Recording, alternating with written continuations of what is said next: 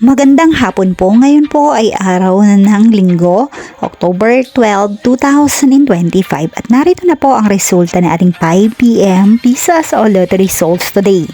At para po sa draw natin ngayon ay ang 3D Lotto at ang 2D Lotto. At para po sa Lotto More updates, pasubscribe na lang din po ako sa aking channel at pahit na din ng notification bell. And for 2D Lotto, 5 p.m. draw, October 12, 2025, araw po ng Linggo, 17 and 3 in exact order.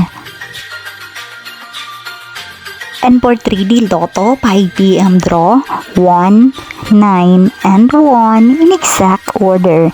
Maraming salamat po sa inyong panonood.